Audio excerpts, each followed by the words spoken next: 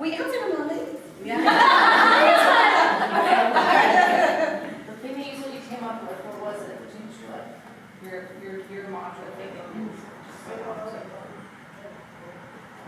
Mine? It's your value.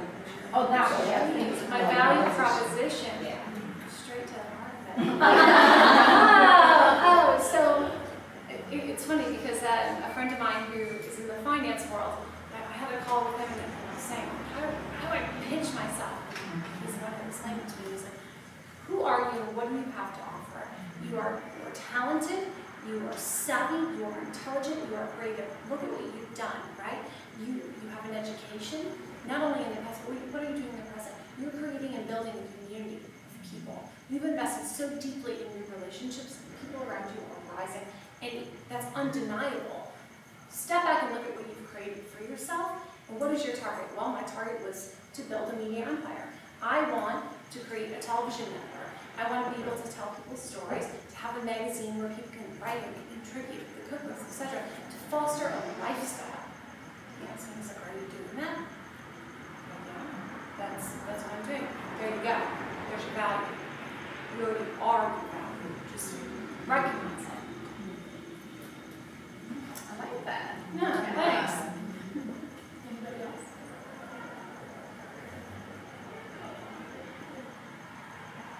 What do you recommend for someone starting off? Like, I have a full-time job. I'm an construction engineer, whatever. But I come home and I design things like floor lounge, bamboo beach chair, and I come up with so many ideas. My right brain kicks in, and I'm like, okay, I'm writing it down, I'm designing it, I'm prototyping it, I'm giving it a patent. What do you recommend someone just starting? Get your girlfriend involved. That's true. Because sometimes the people closest to you are the ones that can help you, take your brand to a next level. Even if it's just a photo shoot and getting those things out there is for other people to see, and then connecting into other networks. But they're like super busy, like my friends are like, Everybody's busy until you're like, okay, happy hour on me. And then I advise you don't hesitate to think big, right? So whose career would you want in your ideal world? Reach out to those people, reach out to those connections, right? Find them on LinkedIn, or the emails are on there. Send them a message. Don't hesitate to reach out because more often than not, people are flattered if you ask for their 5 minutes, right? Beyond, yes, you have a built-in community of your girlfriends, but who's already walked the path where you want to walk? What steps have they taken? And just follow that, and that's their guidance and their advice. More often than not, they'll give it to you. Yeah. So just really like if it's something you want to do, just do it. Don't quit your job yet. Just make sure you research. I mean, when I started my business, I researched a lot. That was when the internet was starting up, and there was a lot of information. So I researched to death, like the business. Who do I need to approach? Where do I need to start? Like all the different things about the business, and attend all the networking events. Go to all the whatever workshop. I actually don't know how to make a piece of jewelry. I actually took a class to learn how to make a piece of jewelry after I've had a company for 3 years. So that was selling jewelry, and we were moving thousands of pieces of jewelry, but I couldn't make jewelry to save my life. So it's just trying to get better and trying to figure out what it is you're trying to achieve.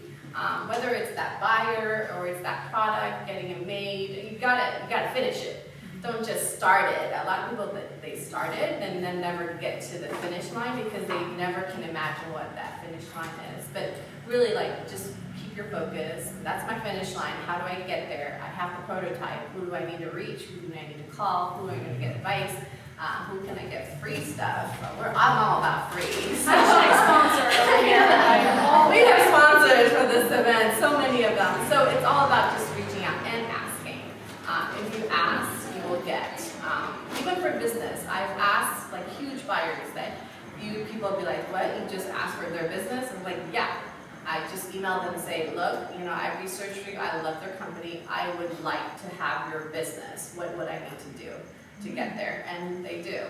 They do respond to you. And ask, and this goes across board, ask how you can help somebody else. Because if you already have a talent, if you already have a design, if you already have whatever it is, right, that is you, help somebody with it. If you share and you give, you will receive. That's the law of the universe, right? Even if you are giving on a very small level, give, help, and you will receive that.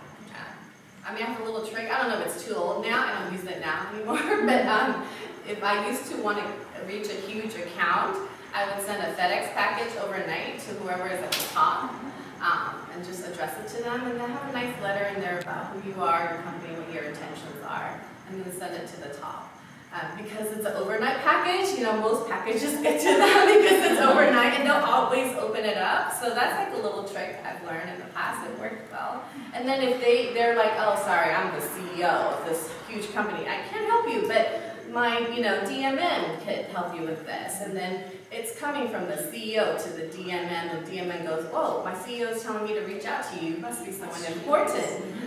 So then you go, oh, yeah, so I'm so-and-so. It's kind of a great, a trick I use in the past. Overnight yourself. Yeah. I like that. You guys mentioned picking somebody to emulate what they've done or following them. Who are some of those people for you? Have there been anybody's careers that you've looked at as, even if they're not exactly in your industry, somebody's career that you thought, I want to follow that? Well, for me, when I did do Mary Kay, I didn't even wear makeup at the time. And so my family was like, you're selling what? Doesn't Mary Kay sell skincare and makeup? I was like, yeah, I'll get to that. So what I did is I went to what they're called national sales directors. And I always say you have to humble yourself to ask somebody for help, and then you have to listen. Sometimes you ask and you're like, oh no. And in Mary Kay, there really is a set plan to make it to the top. And once I stopped, humbled myself, and actually listened, I sat at those ladies' feet and I listened, I took notes, I flew all over, I went to every conference you could go to, I listened to every training, and I became a director, had a car, and was pregnant all in 2 years. And so when you really sit and listen and you're determined, you can make anything possible. You get past that fear, that false evidence, very real. And I've watched closely the careers of some very successful journalists, mostly in the entertainment realm. Names you're probably very familiar with, Cass Adler, guys like Jezlan Moyet, or on Extra, and then connected to people who have managed their careers, who do their own.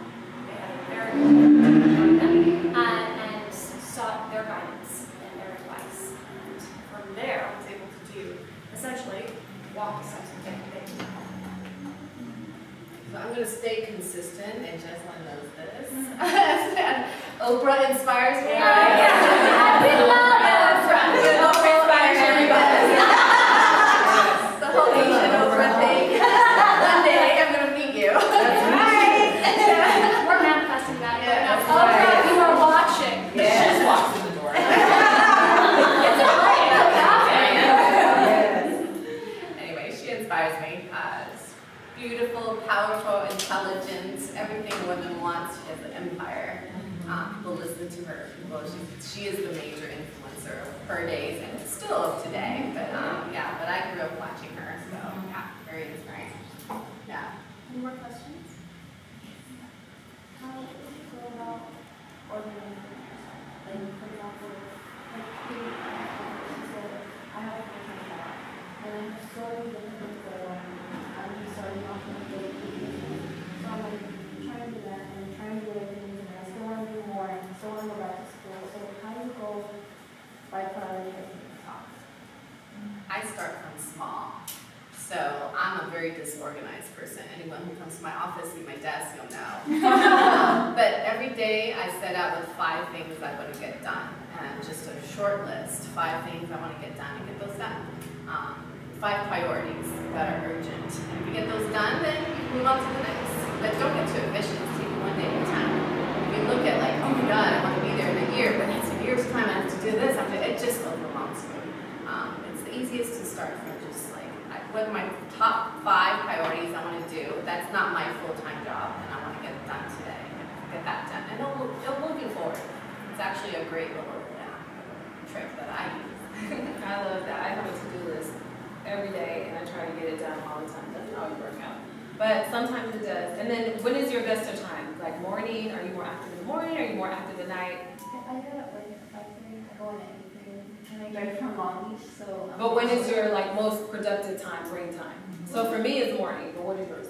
Probably in the afternoon, Okay, so that's the time that you want to set aside like an hour a day and just work on that to-do list or work on that plan. So for me, it's morning time before everybody's awake and the house is quiet. And so that's when I scroll. As soon as I wake up, that's what we were talking about. I'm a morning person. And so I wake up and I do that list and get it done and then move on with everything else. So pick the best time that you're productive and go for it. I'm reading a book and it talks about how it's called the next idea or the big idea. That's the name of the book, the big idea. And it talks about doing your phone calls on your way, because I live in West LA and there's Santa Monica and there's cats in there every day. It talks about to make your phone calls, your business calls in the morning on your way there or in the evening. And during your break times, like when you get those 15-minute gaps, that's when you do your emailing or instead of eating for a whole hour, do half hour and then another half hour for doing your business calls. That's great advice. I try not to live on a timetable because then I think it restricts your opportunity, right? Live up into opportunity. But it is important when you're setting goals for yourself to set short and long-term goals, right? So what is my goal for the week? What can I get done today? What's my goal for the week, right? Set a couple things. What is my goal for the month? What is my goal for the year? And be able to structure those accordingly so then it helps kind of almost prioritize them and put them in a tier so you know how to tackle them. Yeah, I was just going to say, I think, in areas where we want to do well, there's always the fears that come up and insecurities that come up. And I was wondering how you speak to yourself or have spoken to yourself in the past when those things come up. So I think, I'm learning that sometimes my inner voice is kind of mean to myself. Way meaner to me than I would ever be to any of the women in my life. And so I was wondering if you've developed any kind of practice in stopping that in tracks or what you say to yourself. Let me tell you, the closer you get to your greatness, the meaner you're going to become. Great. Across the board, every woman in my life has said the same thing. My God, I'm closer than ever. I'm so mean to myself.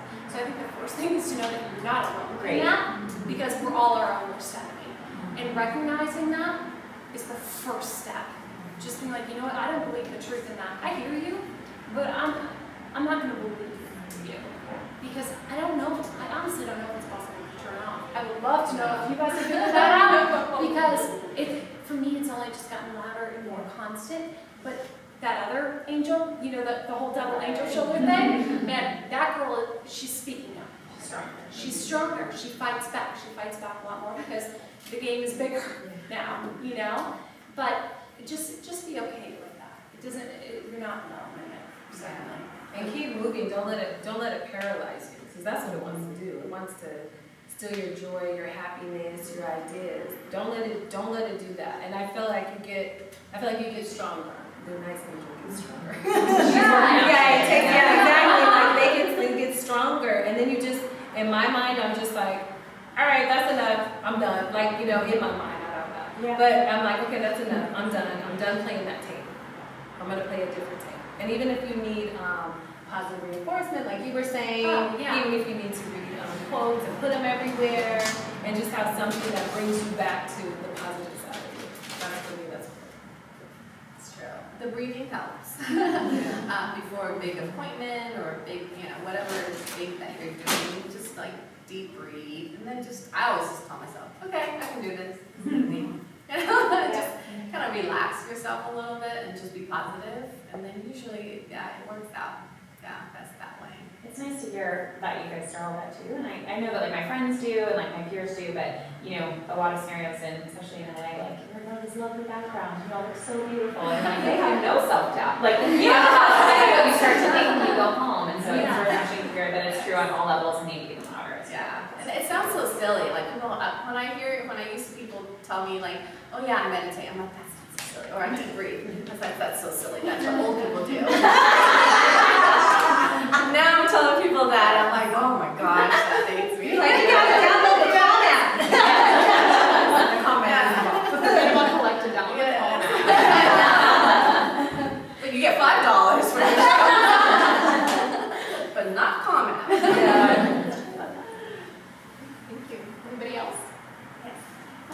So Nadia mentioned about getting sponsors. Yes. And so I do have a large event that I'm coming up with going, and a lot of people said, oh, you should get sponsors, and I don't even know where to start. So how do you go about contacting these companies? I mean, obviously, you can overnight packages to CEOs, but if you're doing an event where you don't actually have a product, you have a service, how can you still talk to those people and say, hey, even though you never heard of me, come sponsor my event? Slide into their DMs. Seriously, like find the brands that you would ideally want to, and brands that are accessible, that are local, best place to start.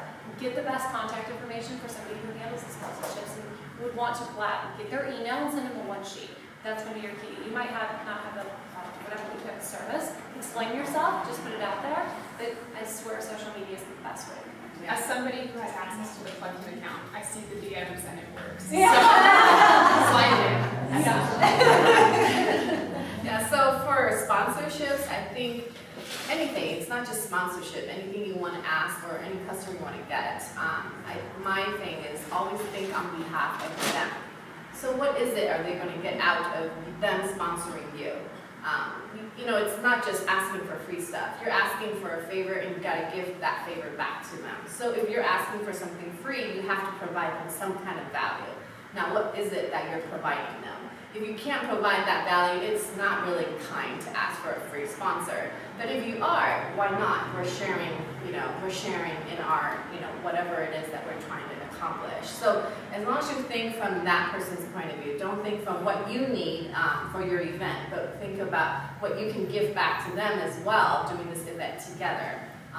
So that way it's more of a success. So when you slide in with that approach, put that right up top in all capitals. Do not say hi. Do not say nice to meet you, I'm this person, whatever. Just like, great press opportunity, like all caps. Like collaboration. Collaboration. What they're going to get, make that known right off the top. Because otherwise you're just going to be And then they're going to go, well, you're just naive asking me for something and I get nothing in return. So it's best that both parties benefit from whatever you're asking for sponsorship.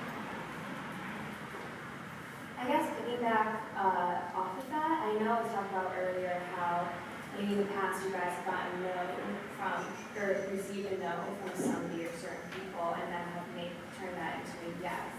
How have you gone about doing that, I guess? Most of the time, they'll say no, and then you go into it anyway with someone else, and then they're like, wait, just kidding. And it's like, and then that's usually what it is. They see you, like you move on beyond them. And then they're like, wait, that looked like a great event. Let me go back and contact that person.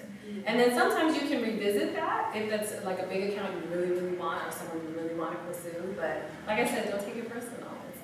It's not no, never. Like you were saying before, it's just no, right? Yeah, trust the timing. Be resilient, be persistent, make a yes somewhere else, and then if it's meant to be, trust it completely. Oh yeah. My little trick. Little tricks.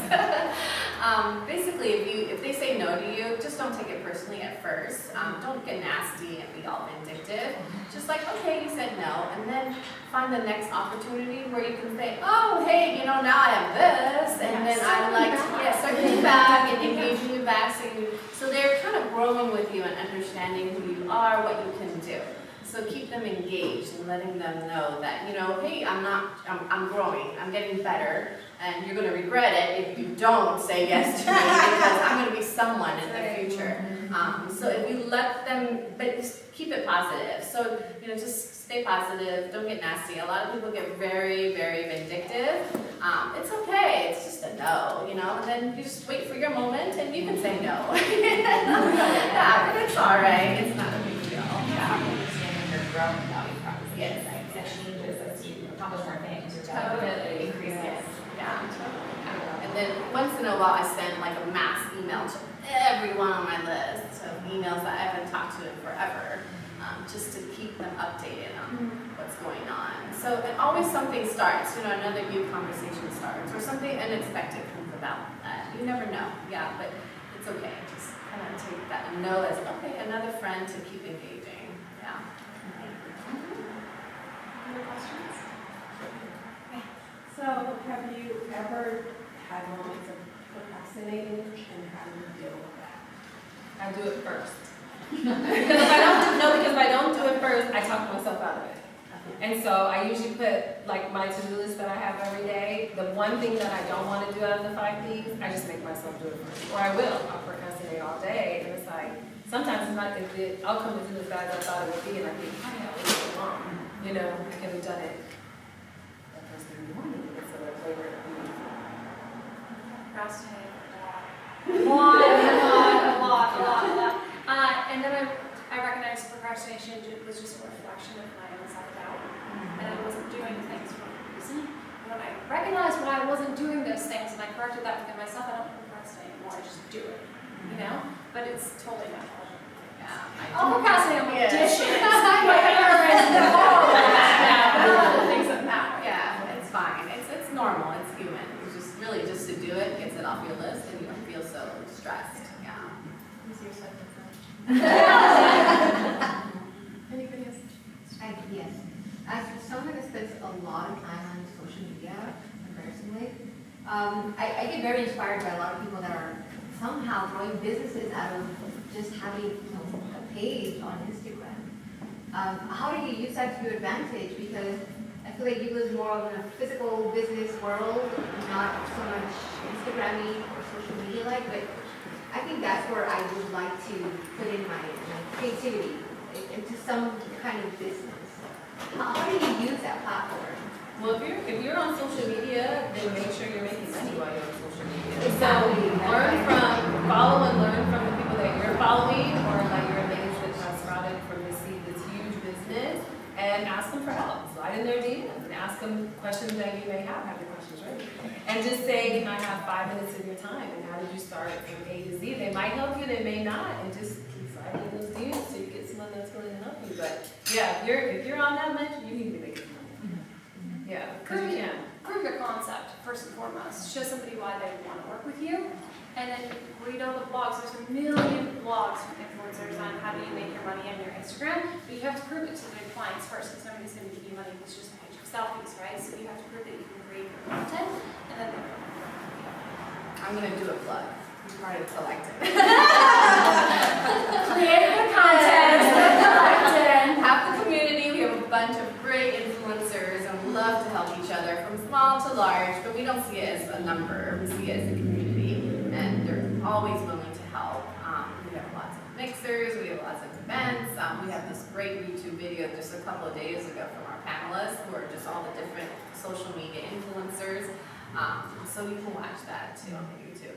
And personally, I'm horrible on social media, so I can't give you any advice. I only have a couple hundred on my own personal Instagram. Yeah, so maybe you guys can follow me while you're at it. At Nadia Lee Jewelry. That's my personal page. Yeah, but anyway. I know you guys have already kind of mentioned different things on how you can do this. One of the phrases I always hear is not necessarily what you know, but who you know. We always hear that. I'm like, well, I have all the information, but I don't seem to know anyone. I know you mentioned sending it out to the CEO kind of thing. But when we have a service versus a product, it's how have you, I guess, I don't know if yours would be more like a service, what would you say has been effective in getting yourself to the place where you need to be seen for being in the right environment?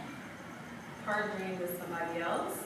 Because I love collaborations, because not only do you get exposed to their network, you also expose them to your network. And then combining forces, even if it's only temporary. It doesn't have to be forever. You don't have to be business partners. You just want to expose each other and tap into both of those networks. Yeah. Whatever community you're trying to reach, just kind of get to, be in those events. And truthfully be genuine who you are. Don't just research and say, that's that big person that I get to know. But actually, you might meet a lot of people who are maybe just, networking, and they actually know that person. But because they know you and they trust you, then they can make that introduction. So don't just focus on, oh, this is the big guy, or this is the person I need to reach. Sometimes just make friends in the community. Actually, that helps. That's easier, because I think networking, it's actually quite hard, and it's quite hard for me, but I met some of the best people just from people that I know, and it's not like I'm forced, going to these like, speed dating kind of networking events. No, it's actually from people I actually got to know, and then they refer me, and then they refer me to someone else, and then you stay in touch, keep them updated, and then you start to build your own network, and then you start referring other people, then they owe you something, so you pay it back, you call in your favors later on in time, so you build that little network around yourself. I mentioned earlier I'm a bit of a serial socialite, so all day, every day, all I do is essentially network. And my secret to that would be to wake up, show up, and shine. Just be the best you, and put yourself in that light wherever that is, right? So for me, that's a television studio, it's a photo shoot, it's a red carpet, then it's a dinner party, whatever it is, but I put myself in that mix. And I say yes to everything. And I do my best every time I can. You're already doing it. You're here, you're talking, you're being open, you're being present, you're connecting with people, you're having a conversation. Just engage and soak that up, because that's all networking is, right? And then at some point, you're going to shake the hand of the person who's going to introduce you to the next person, who's going to introduce you to Nadia, and then your whole life changes. And then next time, she's up here on the panel, and she's going to shine the roll. Right? You'll be there with Oprah, right? And I know not on the panel, but I was wondering your opinions on this, maybe the networking and being present and just being around people, but just what's happening now. Would you advise maybe having a platform to show, because you guys are saying you have a service, would you recommend, because I do the social media and I have the story of the brand on Instagram, and sometimes websites can get expensive and they can also be inexpensive, but would you recommend having a place where you can also show maybe what the service is, or where that could be applied, if it's at an event or something, maybe collect all that into some kind of portfolio? Spoken like a true social media. Have your highlight reel right there in the highlight section of your Instagram, so you improve your work immediately on conversation. That's genius advice. Absolutely. I don't know, because I mean, sometimes websites can be expensive or tricky. Instagram is free. Maybe that can be a start at least before you to build yourself up. And unfortunately, especially in the city, you're going to have to do it for free. Right? You do it for free, and then you get. Well, first you pay to do it, really, let's be honest. First you pay to do it, you pay to take the acting class or the hosting class or whatever, you pay to join Mary Kay or whatever it is, and then you do it for free, and then you get paid to do it. So, I mean, offering your services for free to the right people, as long as you're not overextending yourself or doing anything that, that comes really out of your own cost personally or financially, then do it. Absorb it. And I want to add something to your point of what you just said of having your proof. So one thing that I got recently is a digital business card, and it is completely amazing because with my digital business card, it's fully customizable to have whatever you want on there. And so I've been telling a lot of people, like, you can make a video and it's actually on your digital business card. You could have an audio file on there, and it has been so amazing for me. I recently had somebody who they did a think tank, and they presented my card to the panel of judges, and they won the $1,000 grand prize. Like, that's how powerful this is. Like, people lose cards. With a digital card, I used to show people how to save me on their phone. So whatever they're thinking of me, they can click on that. You can call me, text me, email me right from my digital business card. And that has been phenomenal for a business that is a service rather than a product. There you go. Let's talk to Mariana. I was looking for Joe here. Do not print any cards. Just leave, like, the networking is a lot for some of us, it's hard for me, but then you can leave a part of yourself there and just do the rest of the work. Can I share a story? Yes. I just want to share about what you said about doing it for free. I have a friend that works for the Mall Network, and I do styling, so I styled another TV host for free. I styled another one for free. Got an email from her 2 days ago saying I just got these big contracts to style her private.